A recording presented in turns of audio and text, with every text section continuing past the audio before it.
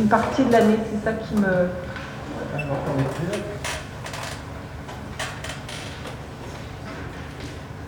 On attend la réponse.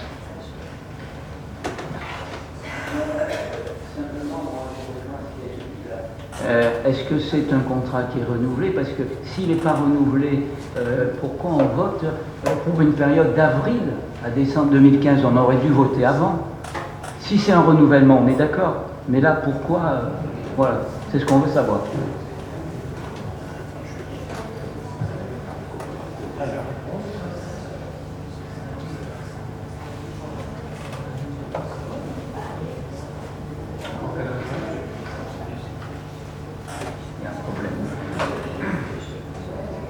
Bon, le directeur général des services confirme que c'est d'avril à décembre, et pour ce qui est de la raison, on donnera l'explication la prochaine fois puisqu'on n'en a pas aujourd'hui. Oui, mais... On vérifiera. On vérifiera. Avant de signer le bon de commande, on vous demande, monsieur le maire, de bien vérifier. On vérifiera. Qui est contre? Non, je veux dire, on ne sait pas à l'heure actuelle si c'est un renouvellement, si c'est un... On ne peut pas le savoir. Hein?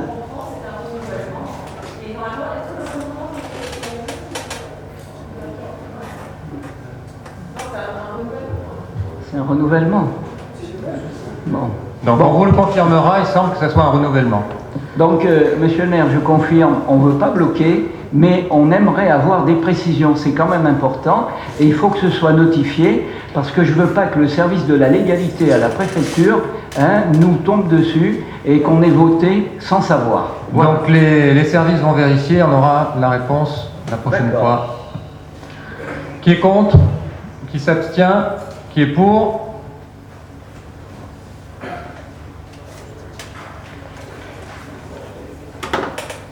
Délibération numéro 4. Autorisation du maire à signer le bon de commande pour l'apéritif de la journée nationale à la mémoire des victimes des crimes racistes et antisémites de l'État français et d'hommage aux justes de la France. Il est proposé à l'Assemblée d'autoriser le maire à signer le bon de commande relatif aux fournitures pour un montant de 86 €.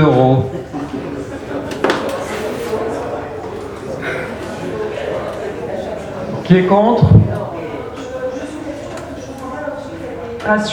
Puisque la délibération dans laquelle on vous autorise à signer des marchés n'est pas une délibération par seuil, mais bien par contrat et par marché. Donc là, il n'y a aucun intérêt aujourd'hui, d'après moi, à mettre à l'ordre du jour cette délibération.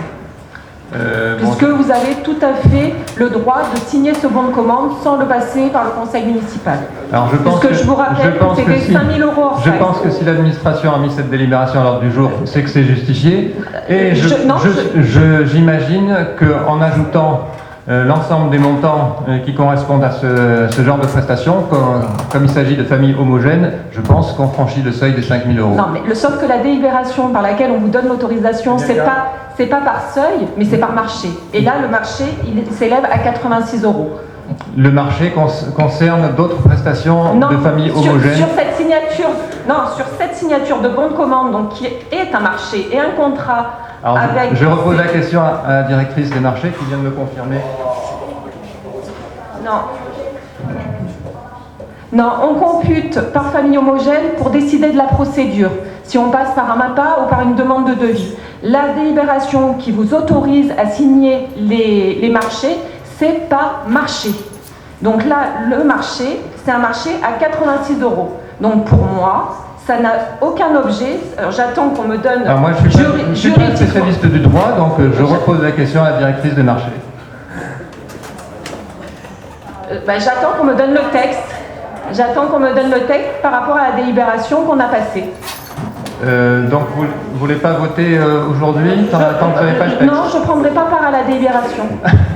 D'accord, donc écoutez, nous allons reporter... C'est pas légal. Ah non, vous pouvez voter. J'ai bien le droit de m'abstenir. J'ai le droit. Puisque pour moi, c'est pas... Bon. Alors, donc, la directrice de marché confirme qu'il faut bien passer cette délibération. Donc, on vérifiera sur le plan légal. Moi, personnellement, je ne suis pas un spécialiste du droit des marchés. Alors, qui est contre? Qui s'abstient? Qui est pour? Bien. La séance du Conseil est terminée.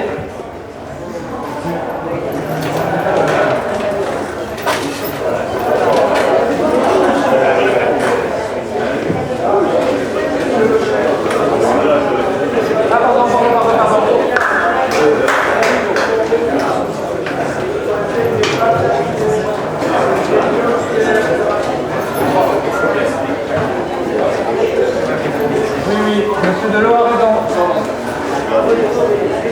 Je vous demande. Le public c'est comme il veut, mais là, il manque quelque chose. C'est ça. Non.